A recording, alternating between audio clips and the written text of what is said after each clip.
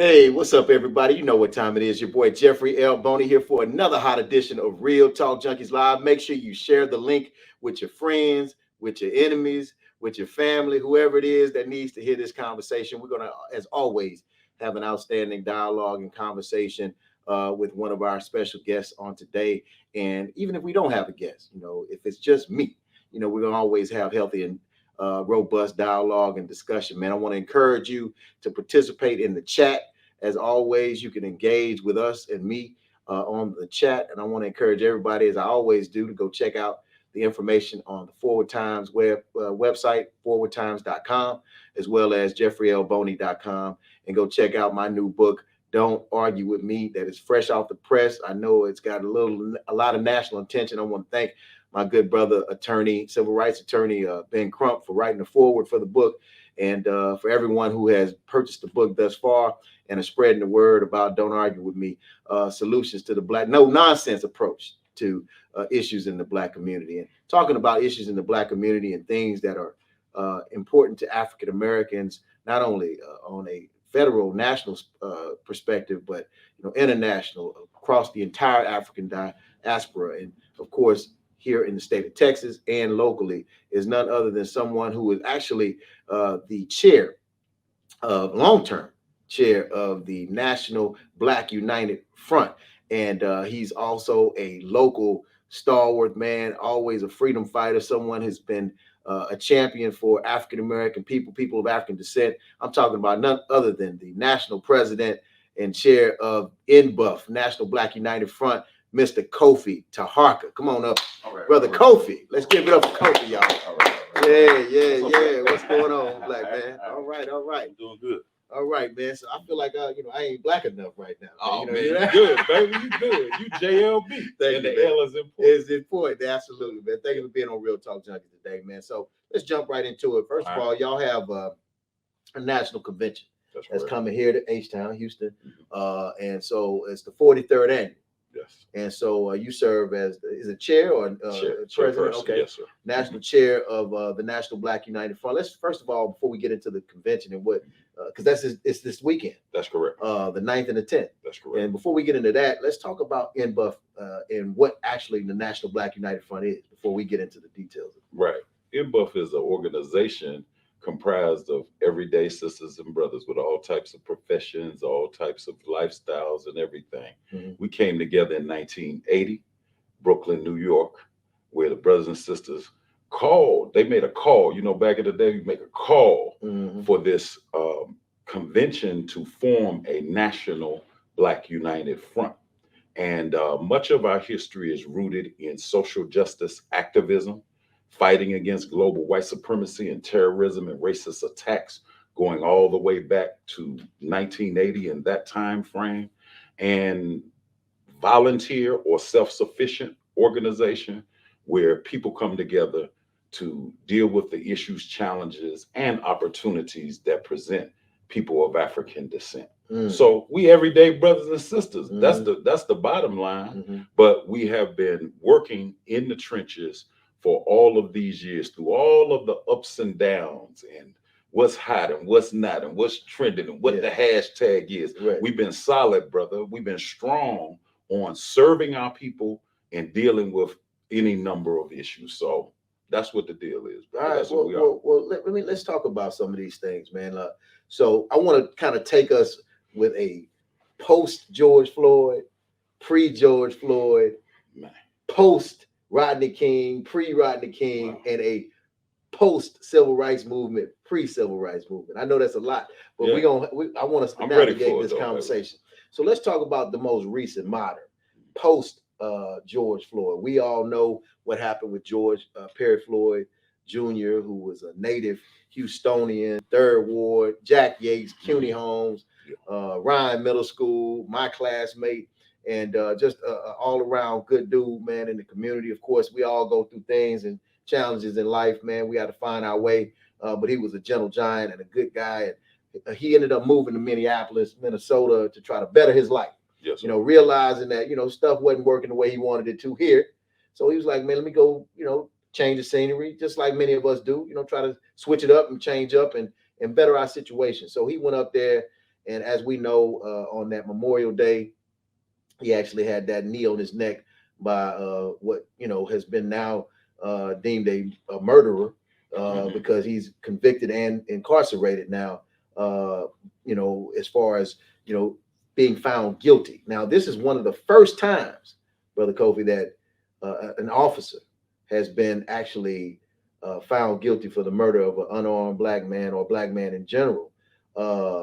I know that there are certain other instances where it's happened here and there, maybe minor charges or minor type slaps on the wrist or whatnot. But this is kind of the first time in my memory whereby, other than the young man who killed the white Australian woman up in Minnesota as well. Right. He got convicted. He was a black man. He was a black man. Right. Like African, I want to say. Right. But he got convicted. That's correct. But this is the first time a black man was murdered and an officer, to my knowledge, was convicted.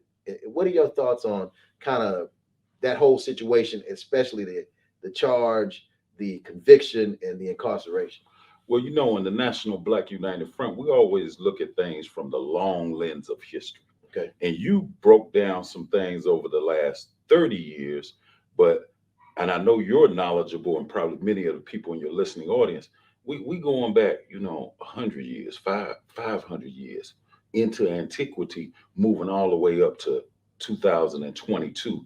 To see this for what it is. Mm-hmm. And we believe in the National Black United Front that you got to have that kind of perspective. I'm not talking about you got to be some, scholar to quote every date, right. But we got to have a historical memory to understand what's going on today. So with George Floyd, if we don't have that understandable memory and that knowledge, then we are doing our children a disservice, Brother Jeff, because we're acting like it just started or something, man. We didn't even mention Trayvon Martin or Sandra Bland or any of the local people in Houston or around every city. Every city has this list, a list of victims of this global white supremacy racist system made manifest by agents of the state who are operating within law enforcement, but they're protecting the rich, protecting people's property and what have you. So it is a manifestation. So now technology has moved up to where, thankfully, I think it was a sister who was videotaping this. Think about if George Floyd with that guy's knee on his neck wasn't videotaped, would the same outcome actually be there? And literally it can go around the world almost instantaneously. So Rodney King, what's that, 92? There was a videotape, somebody was in a window with a big old camcorder and it got out to on his balcony. Otherwise, and it was one of them old school video cameras. And otherwise we might not even have known it. So looking at it from a historical standpoint, we have to ask the question, why is this happening? Why does it happen? Is it episodic or is it systematic? We'll say that it's systematic, and we think the historical proof is there when we look at that long range history to say, man, people was getting lynched. Let's look at Houston, Texas. Let's look at 1919. The so-called, they call it a riot. We call it a rebellion in Freedman's Town in 4th Ward amongst the soldiers. What was the impetus of that? Houston police assaulting a black woman. That's 100 years ago, Jeff. That's 100 years ago. So being activists and organizers who have dealt very seriously with families and what have you, then how do we stop it, I guess, is a question for a lot of young people and a lot of us. And I would say that we don't have all of the answers. I'm not saying that. We have some experience, but I'll tell you this, we gotta look at the strategies, tactics that have been done in the past, see what has had any effect, what hasn't had any effect, drop that, and we, all of us, whether we young or old, we gotta be willing to put more on the line than what we've been put on the line. I'm talking about time, money, energy, effort, and even our life if necessary. See, we can't be talking big six talk, brother, You know what I'm saying? And not the everybody don't know what you mean by big six talk. Right. So okay. I mean, you got to treat us like we two, brother. Well, I'm just saying, yapping about all of this on social media, what we do, what we gonna do, this, that, and the other, what we should do, and all of that. And if we just think about human history, people have made gains when they've been willing to put something on the line: time, energy, effort, resources, skills, talents, and things being organized. What comes to my mind, particularly, is our great ancestor, Brother Kwame Ture, Stokely Carmichael. You know, Black Power. Bad brother. He talked about 1992 with Rodney King about the organized masses rebelling. About spontaneous rebellion amongst the organized masses. He said, imagine what you think would happen if it was organized. You get organized by not just popping off when there's a trend or the raw emotion that we have. Some of that is a part of it, but it's about being organized with all of our strategies and tactics. And I could go, man, you hit a chord, because I was thinking about it. We right here, there was so many rallies for Trayvon Martin. How long ago was that? 10 years? Man, over 10 years. Over 10 years ago. That's like the Gina 6 was a little before that. In Trayvon, and we got these particular lists. So we know in the National Black United Front that we have to have that long lens of history, and we got to make an analysis. An analysis of what works, what doesn't work, and what is our commitment going to be? Is it just going to be when we see that video, or is it going to be our lifestyle to be a part of organizations, groups, formations that affect all parts of our community? And you know what's interesting? I know this is you all's 43rd annual convention. Yes, sir. But I'm just, you talk about engaging with organizations. Yes. And whatnot. And there's seemingly this big disconnect. And it seems like everybody feels like they got to start the next new thing, right? Yes, sir. And there's nothing wrong with, I guess, having a passion and a desire to want to see change and bring about change or whatever. But there are so many organizations that have been created over the course of the decades and years to try to address what has been an ongoing, as you say, as it is, systematic designed situation to keep us oppressed or attacked, systematically. So that's why Black Lives Matter movement was birthed, because of what happened with Trayvon Martin and the subsequent acquittal of George Zimmerman. And so these young people or whatever decided, enough is enough. I don't see anybody addressing this ongoing thing. And you talk about historical context, and I know you're a walking history book. But we talk about Houston history, and we talk about the Carl Hamptons. Yes. We talk about the Ida Lee Delaney's and Byron Gillums and the Joe Campos Torres and many others, man, that, this was in the 80s, the 70s, the late 60s. Yeah. I'm just saying, going backwards, and this is not something new to America. And it's damn sure not something new to Houston. We've seen it time and time again. And it seems like whenever there's this rise and this desire to want to address the root cause, the principal cause of what brought about X, Y, and Z, the Ida Lee Delaney's, the Byron Gillums and whatnot, the Joe Campos Torres and the Carl Hamptons, then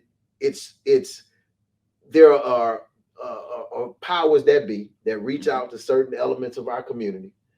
To try. Come on, Jeff. No, I mean, come Break on, it down, keep brother. It 100 to try to quell our voices and whatnot. Now, there's one thing to just be out there screaming and yelling and hollering without any demand or true expectation, but sometimes there are realistic expectations and asks that require that type of response, but yet they rise up and say, okay, we need to not have this rebellion or this uprising.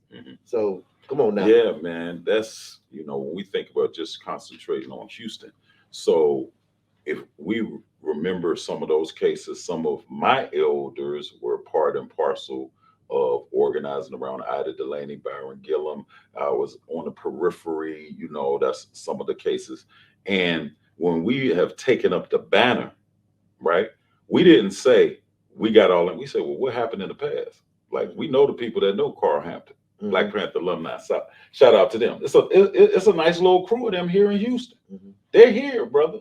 They can be talked to, their elders of how did they deal with things and what have you, and moving on forward with the history. So we need the younger generation. They have creativity, they have the energy, they have everything that we need. All we would say in the National Black United Front is have a base of the history so that we can be as most successful as possible, so that you don't make the same mistakes that I've made or the people that have come before me or any groups that we may be in.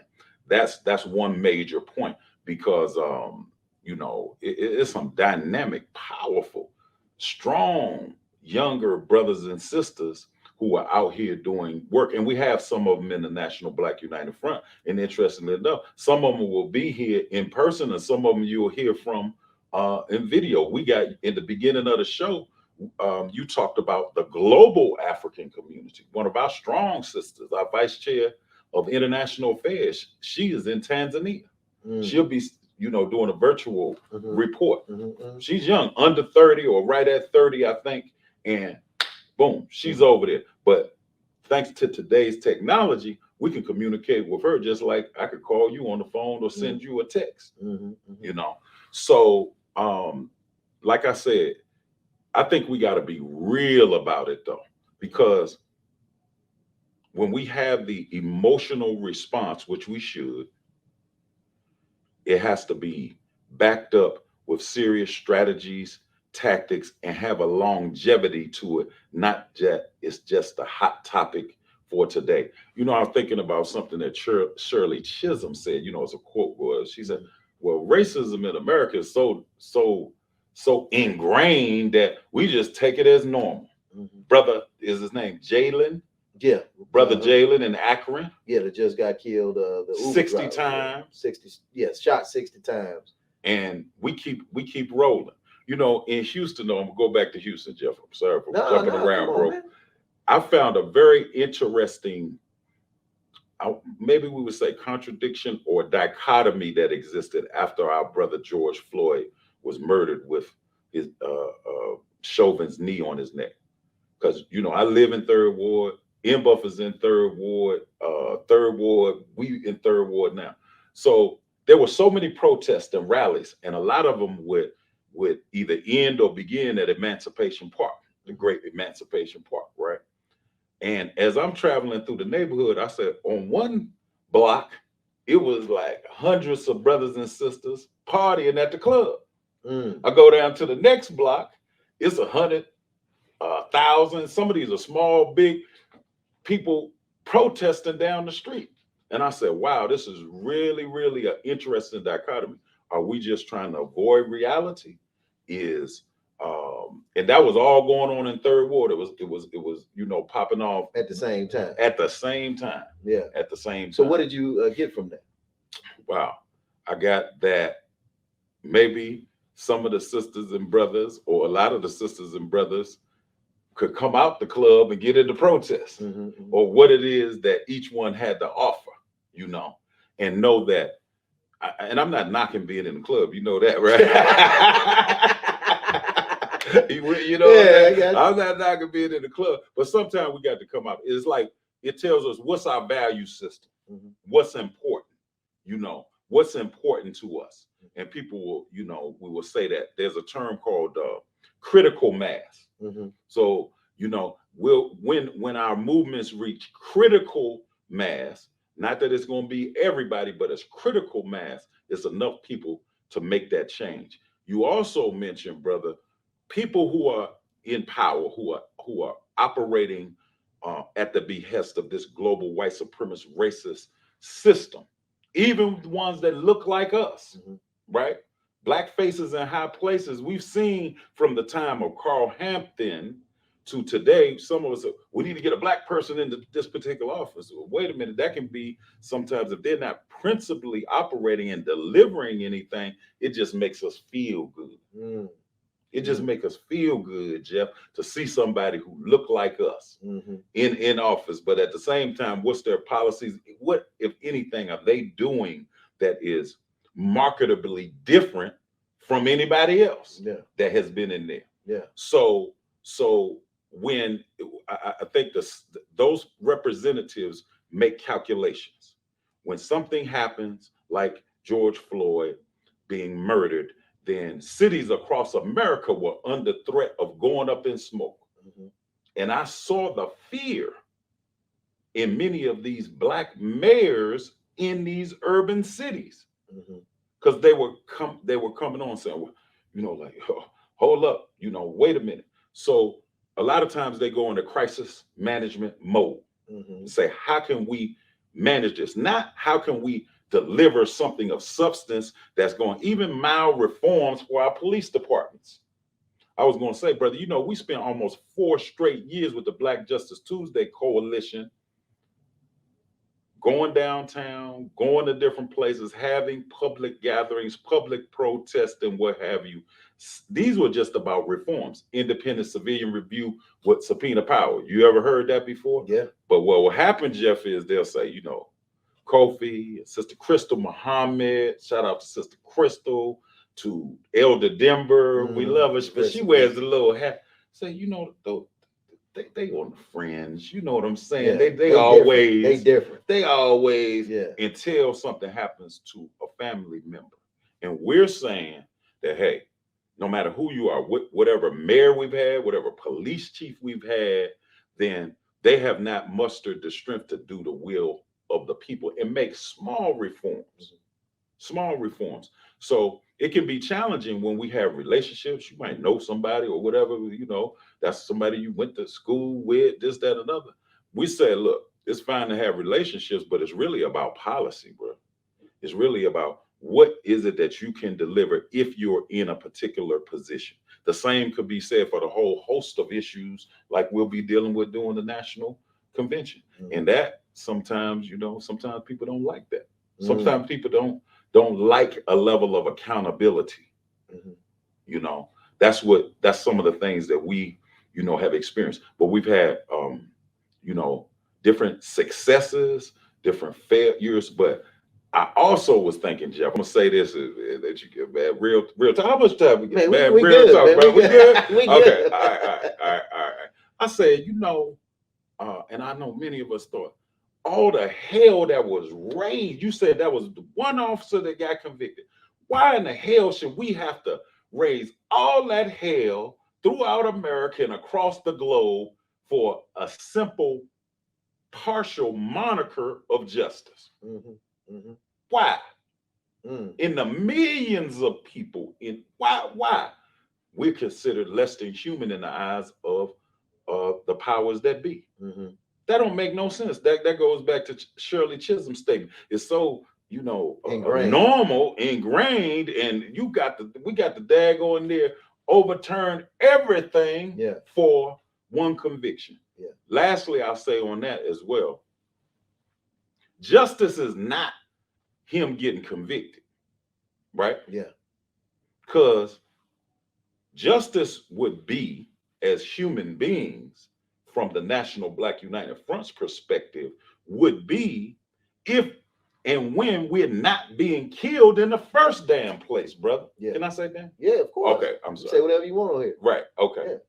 That would be, if we could live in a society that we don't have to have the talk with our children, the talk.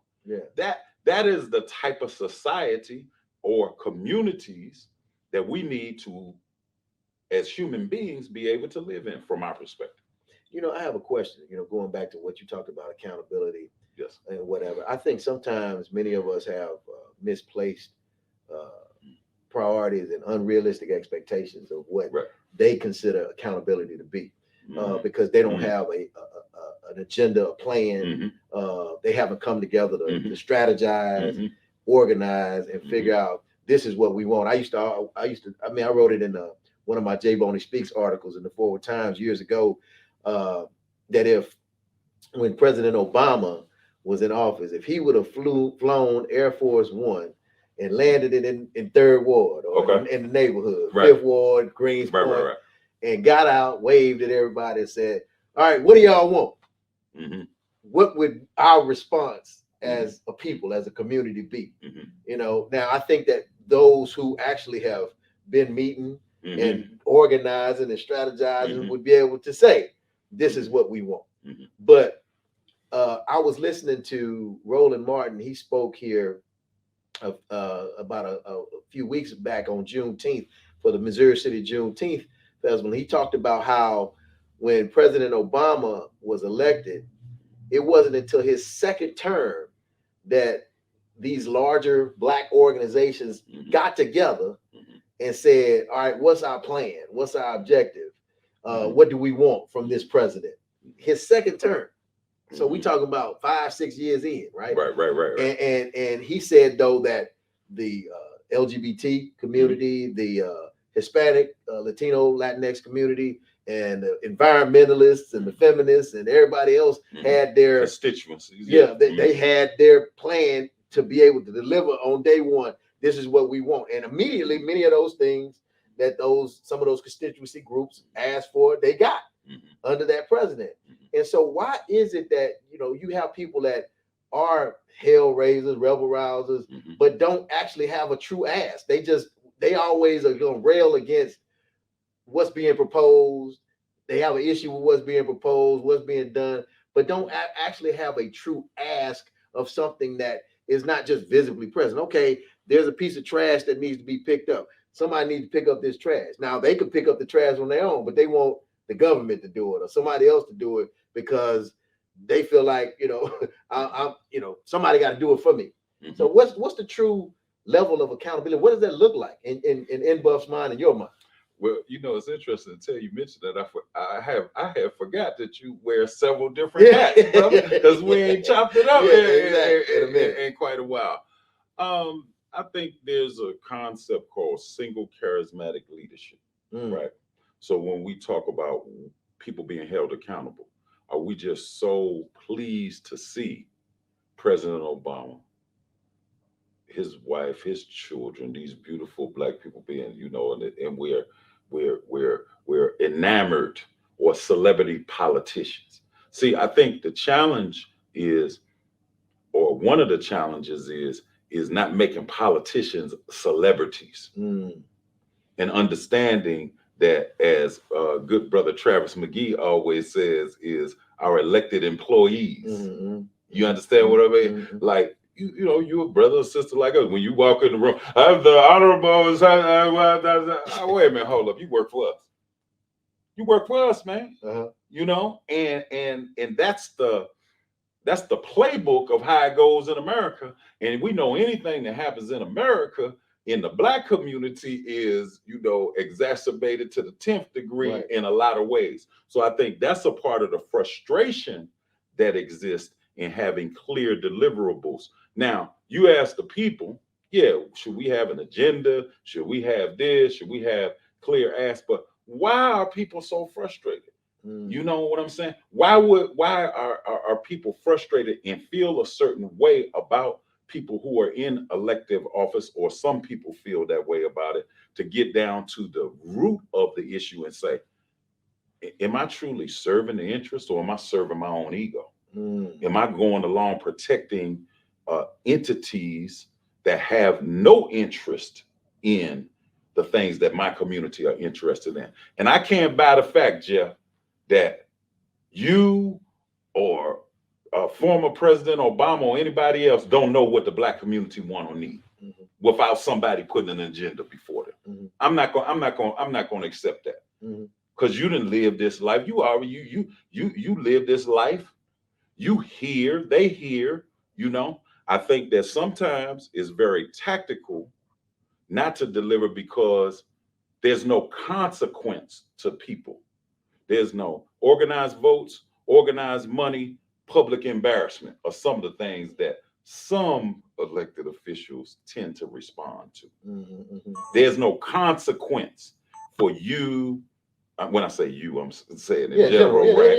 You know, to not deliver. And then when we dig deep, we got to go into like, and these are public records. What's the campaign finance records say about this particular person? Who's really fueling this? They will never come to an event in the community and tell you that they have some particular connection to some entity that's financing them that helps then shape and mold their position on something. What I've said, what I've seen and experienced, and many of our other brothers and sisters, yeah, we come to the meeting, we yell and scream, rah, rah, rah. We sit there and say, let them blow off a little steam. They're gonna go away. They're not gonna vote me out. You know, they're not gonna, you know, take certain measures. So I think that's a part of the. I think that's a part of the reality. But don't you believe though that in order to bring forth, and I would have to disagree with you that I don't believe that the collective Black community has come together to express what they truly want or to say this is what we want, other than certain things, maybe independently of their own personal desires or wants and needs.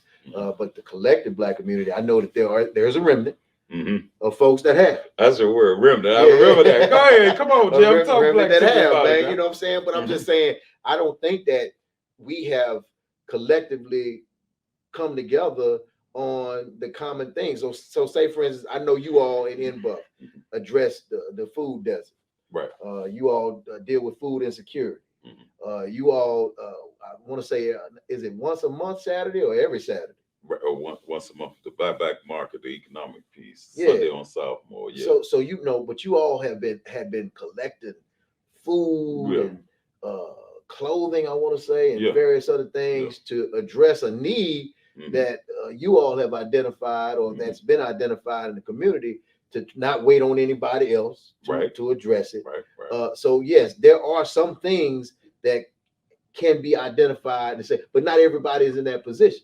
Right. So you have some inner city areas where a lot of African Americans or poor, low to moderate income people live that have different needs than say Black folks out in the suburbs. Right. You know, now in the lands, you know what I'm saying? In the lands, the different the woodlands, the pearlands, the golden ghetto.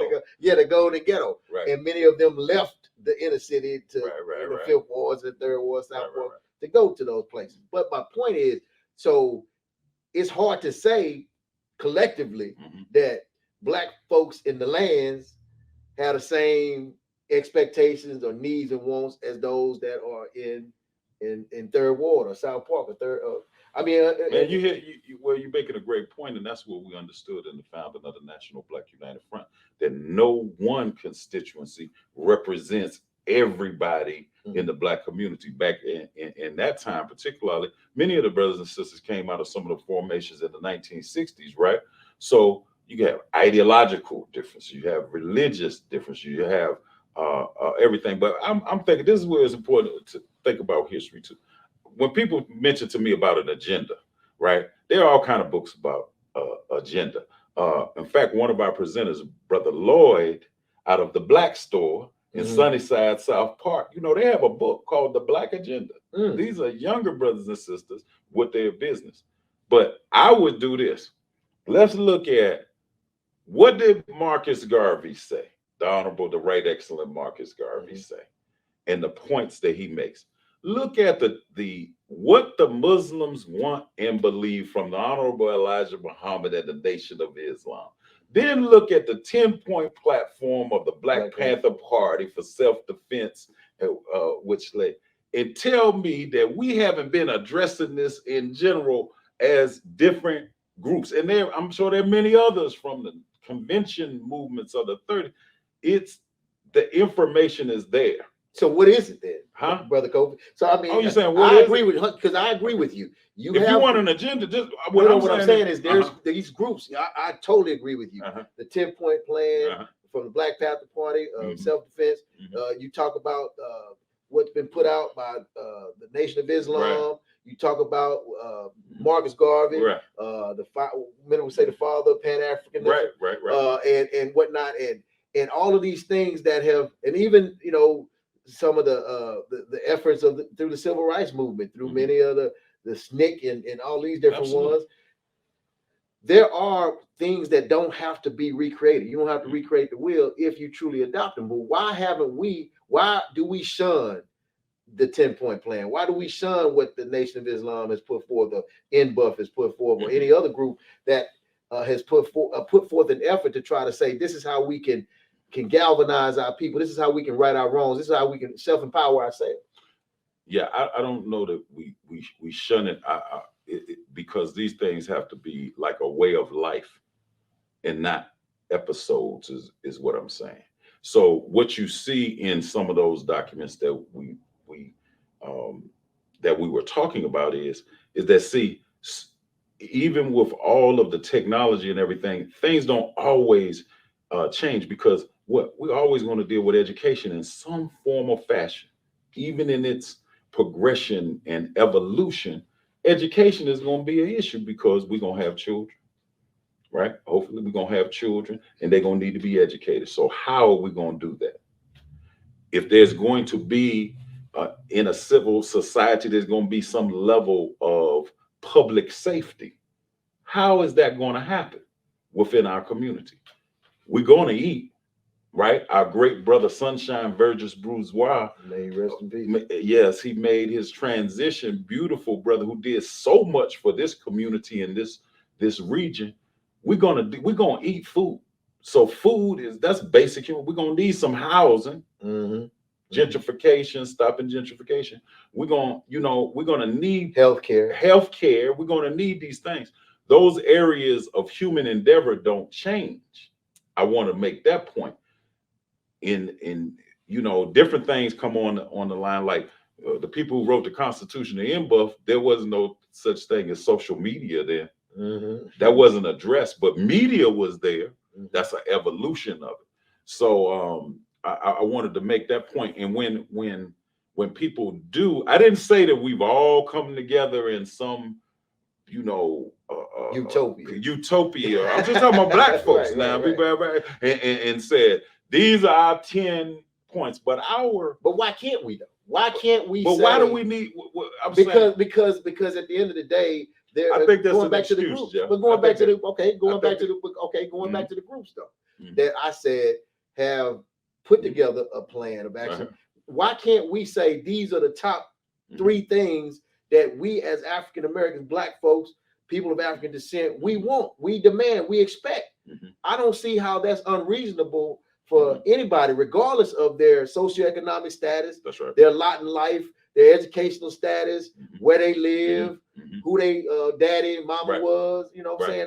I think that it's important for us to collectively say, all of us want to be healthy. Right. All of us want to eat healthy food. Okay, why can't that be an expectation that we want a point, something? Now, I'm not saying that we can't come together and that it would not be a beautiful thing. I'm saying, let me be very clear, is that shouldn't stop anybody who says they're representing us from doing the things that help us along that path. You don't need, a million people to come together like the Million Man March and say, these are the 1, 2, 3, 4, 5 things that we want to do in order to do what is in the best interests of your people and your community. It's a really deep thing when we talk about, like, why is it that some things that we think other people have done so easily, why we haven't done them? Because it goes back into history. Yeah, it goes back in. It goes back. What's a recent? There are probably many recent examples. I said global white supremacy, racism as a system, right, that dominates. You have, and we're challenged to confront that, because in some ways, no matter how we live, and we think we living good. You know what I'm saying? So if we are to change, then there's some things we have to change about our belief system, about our image of ourselves. There are some things that we have to change, because I'm really thinking. I say that critical mass piece is a thing again, right? Yeah. Ball get rolling. Right. It might be some group, some individual, some, what have you. We know history tells us when people rise that then they're considered as a threat, or groups rise and come together in that way, they're considered as a threat. All of these people and groups that we named, and we just named some of them, there are plenty of people that made great contributions. Often some of them been just shot down like a dog. Or some of them been bombed, like in Philadelphia with move. Or arrested, or done this. So it's not like, I think we have to be tempered. My point is, it's tempered in saying, hey, some of this stuff has happened, and look at the opposition. I say intention plus capabilities equals threat. So they say, Jeff, what's your intention? Jeff, that's your rhetoric. That's what you're putting in your. And then they look at you and say, oh, man, Jeff really got the wherewithal. He got the training, the resources, the whatever your goal is. Threaten me to go way up, bro. Yeah. You know what I'm saying? Right. Get to pull, and you or anybody else, all of these great people that we're talking about, we stress this too, are human beings, man. They make mistakes, even though they make great contributions. They try to pull the rug out from under us. The good thing is, though, Jeff, the fight ain't over, man. We can learn from anything that has happened in the past, see what's applicable for today. And that's one of the great things about the NBUF convention is we're like really hands-on with things. And for people who attend, one of what we want them to walk away with is real, tangible, applicable solutions or practical things that they can implement in their daily life, in their personal life, in their family life, and in their community on these various topics. Those are the workshops going on Saturday around the corner. We call it the Black House. On Southmore. You need to go past it, bro. Come past it when you leave the show, man. All right, I'm gonna go check it out. I've been to the Black House. I just want y'all to know I've been to the Black House. You know what I'm saying? I ain't afraid of the Black House. Right. It's kind of interesting, man. I was thinking back. Actually, I was looking at a video. We didn't participate in it. See, a lot of folks just think that, because I got on a suit, man, that I ain't, about that life, man. Right. But I've been with you on the trenches on some things as well, man. I remember we went up to Hemphill. I don't know if you remember that trip we took out there with Quanell and Crystal Muhammad and a few others after our brother Alfred Wright. Behind the pine curtain. Yeah. That was deep, bro. The whole situation with Alfred Wright, which he's, his family and him have still not gotten justice from that. I know it went up to the U.S. Department of Justice. For those who are watching, there's a story. Actually, I broke that story about Alfred Wright, and I remember writing the piece, Brother Kofi, that basically said that it was something that happened that could have been foul play. Right. And I had them on when I was on the radio, daily radio show. I had the family on regularly, and the people tied to the case coming on regularly, just giving updates before they even found the body. And then, I talked about it being foul play before they found the body, and gave some key details after doing the research. And then afterwards, the next article, once they found the body, was foul play indeed. And I broke down even further on that. And see, because of that reporting and continuously talking about that, it picked up steam. It ended up on Good Morning America. It ended up on Anderson Cooper. And that's how I ended up on CNN as a surrogate reporter because of that reporting. My point, though, is that a lot of people don't know the grassroots activism and the stuff that goes on behind the scenes. They look at the George Floyd situation from their smartphones or from their homes or behind the scenes or as a YouTube clip or a sound bite. But people like yourself, Crystal Muhammad, as you mentioned earlier, Brother Derek Muhammad, Brother Abdul Halim Muhammad, Quanell, regardless of how anybody feels about anybody, have put in some efforts and work behind the scenes for justice. For people who can't otherwise or haven't otherwise gotten justice. Mhm. Yeah, yeah. I mean, having those experiences, like you talking about being in Hemp Hill. See, you could have seen it on social media or something, Jeff, or talked to on the phone. But I bet you, based on your experiences, is nothing like having that experience Oh, of being absolutely there, not. seeing, experiencing, and what have you. And you know, we Protesting in front of the sheriff's office. Man, that was like that's beyond Jasper. Right. That's one of the things I remember about it because we've been on many protests and Right. everything.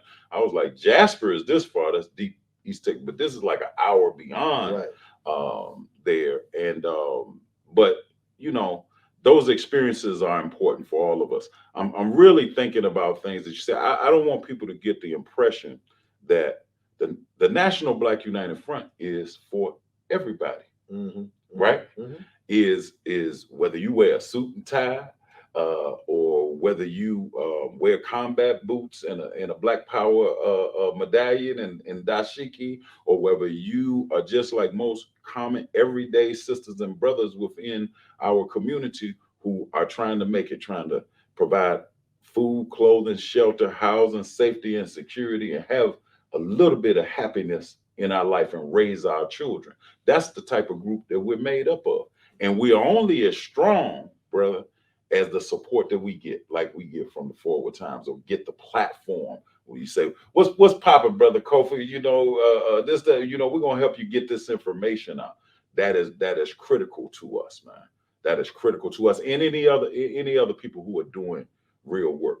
What I would say is this: is that you know, man, it's not an episode, it's not a trend, it's a way of life. Mm-hmm.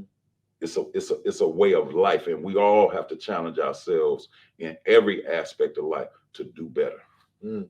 So how do you suggest, Mhm. or what is your takeaway, or what is our takeaway from your vantage of how we can work collaboratively together? Because you need the elected officials, you need the media, you need the grassroots organizations, you need the activists, Mhm. you need the business community. Mhm. You can't just ignore or jettison some aspects because some may not meet the expectations or fit the bill as you may see them. So how do we work together to ensure that the things that need addressing, including trying to dismantle Mhm. this system Mhm. that has been around But since everybody inception? ain't trying to do that, Jeff. That's the Well, I problem. See mean, what I'm but saying? okay, but I'm We got to giving you put an enough. opportunity to talk about Okay, okay. See, it. I said from your vantage. yeah, from my band, we helped to implement something called the Operational Unity Network here many years ago amongst certain um, community groups. And one of the things that I found initially is that, see, we got to really understand, like, where are we trying to go? See, Group X might not be trying to go where Group Y is going. Mhm. So then that may or may not put us in some level of conflict. Does that mean we could not have coalition around issues, a particular issue? What do you say? No term. Agenda. Yeah, we can say, I agree with that or agree with this. And we got that internal struggle within our community. I go back to critical mass. See, Minister Malcolm X in his great speech, one of his great speeches where he talked about the big six. You played a little Malcolm there. He talked about the big six, and he was critical of Dr. King at that point. He kind of moved and understood. I think he understood all the time the value of the civil rights aspect of the movement. But it's some he talked about. He said these people called in the leaders of these big organizations, and he called them the big six, right? And he said, there's a movement they talking about coming to Washington, and it's sounding a little too radical. It's sounding too militant and everything. Y'all need to get control of it. And Malcolm, in his great way of articulating things, he said, I know y'all said to him, said, we can't stop it, boss, because we didn't start it. These Negroes is out here doing things on their own. Right. And we in the movement who study deeply, we see that dynamic play out a lot even to this day. That was a part of Malcolm's analysis and saying, and then he said, well, if you're not a part of it, then we're going to put you a part of it. We're going to make you in charge. He said, we're going to set the agenda. We're going to tell you what time to come to town and what time to leave town, what signs to carry. He's talking about the March on Washington now. Mm-hmm. See, he was critiquing it hard. And I'm saying that type of dynamic plays out in small ways and in big ways. Mm-hmm. Even to 2022. So understanding that, you say, from my perspective, what will it take? What it takes is having the enough of that critical mass that we move the gatekeepers out of the way.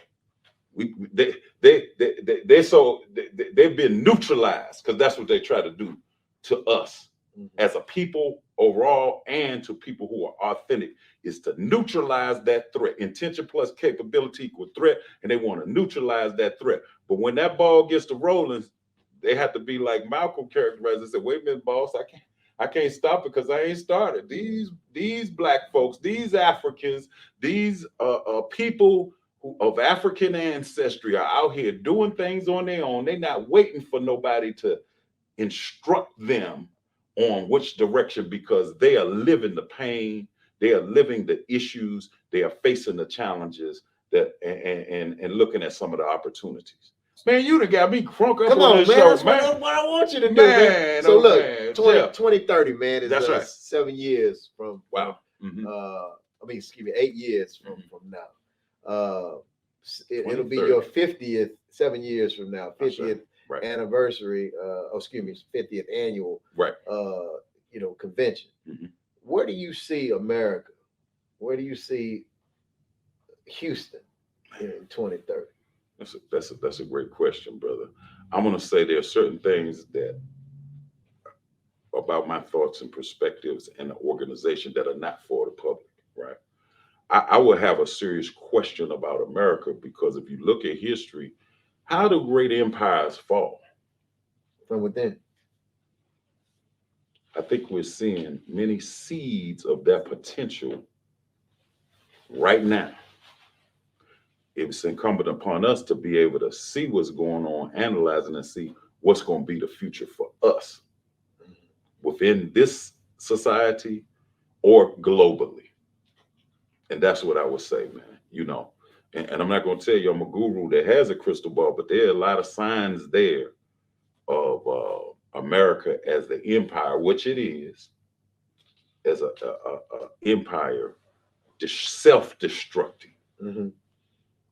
You know what's interesting, and I want to get your perspective on this, because there's a lot of talk about Roe versus Wade, yes, sir. The Supreme Court decision reversal, and how there are a lot of ties with many of the justices talking about the comparisons of Plessy versus Ferguson and Brown versus Board of Education, and using a lot of things that impacted African Americans as far as legislation and our laws. Yes, sir.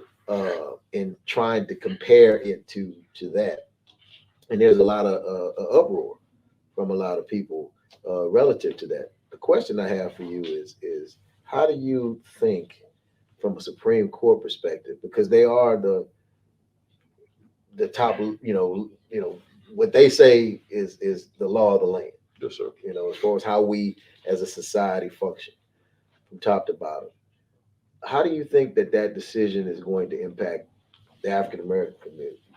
As far as you see that they made a ruling on guns, on Miranda, and other things like that, which, that's a topic for another day. But I guess what I'm asking is, from your perspective as the national chair. Yes. Yes. One is, and I've been dialoguing with some of our sisters within the organization about it.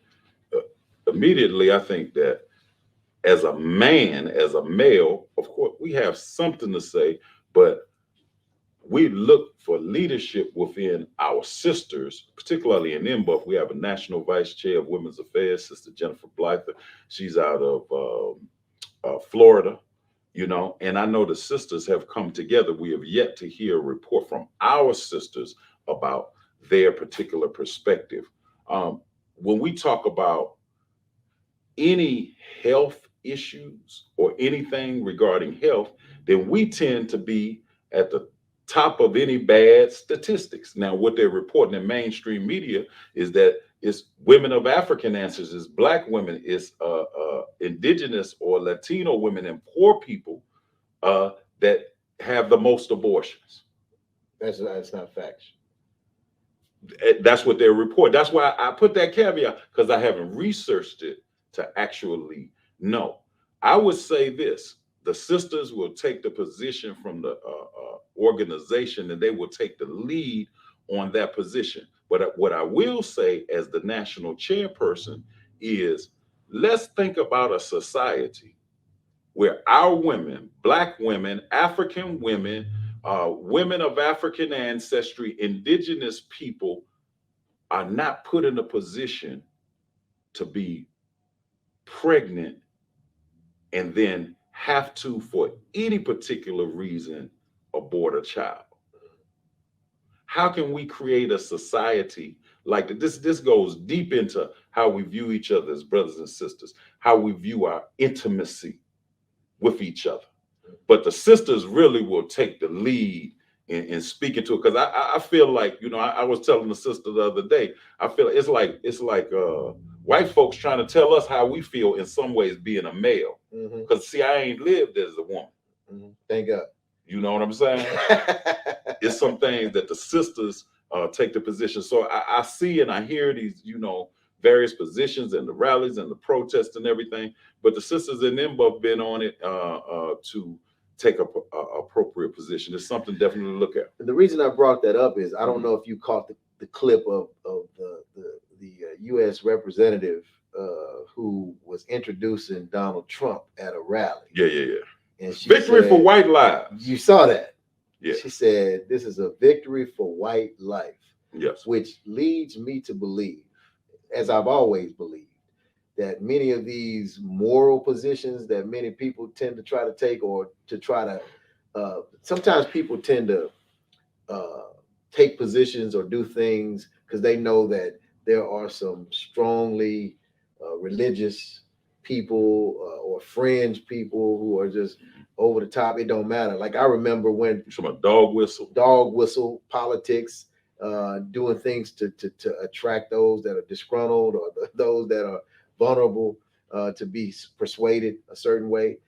But to me, her comment was indicative of what this has all been about, which is the protection of white life, because of who actually is having the abortions and whose birth rate has been significantly reducing year after year after year.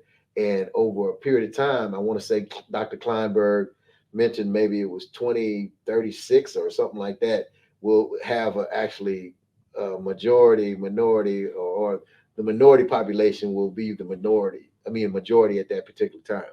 So it's interesting.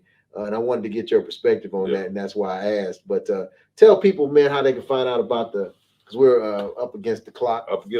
And like I told you, it's going to be like 10 minutes, man. We can go man, I want to thank you, man, for the opportunity and saying, man, come on, Kofi, because you know, I'm a real talk junkie, man. I just been off the set for a minute. That's all good, man. Black Gorilla Media, right? BGM, yeah, we keep that. Tell people how they can find out about the. Man, hit us up on social media at Instagram at mbuff_Houston, Facebook at mbuff. That's Houston. NBUF. NBUF Houston is going down this Saturday and Sunday. A lot of the convention is at 2428 Southmore. You can also go to mbuff Convention 2022 at eventbrite.com and see the full schedule. There's opportunities for participation, vending, sponsorships are still open and everything. So there's a number of different opportunities. You can check us out on all of those platforms. And you can just stop past like Jeff gonna do when we roll out. He gonna see the upgrades. Yeah, he's gonna see the upgrades. Well, I know that you've done a lot over there, Brother Kofi, since the fire took place, man. And you know, it just shows your commitment to the community, man. And I thank you always for what you do for our community, man, and for standing up for us when many of us can't speak or stand up for ourselves. So appreciate you, good brother. Appreciate you. Thank you, y'all. Appreciate y'all for checking out Real Talk Junkies this week. Make sure y'all check us out every week every Wednesday, 12 noon Central Standard Time. Peace, y'all. I holler back. And remember, don't argue with me.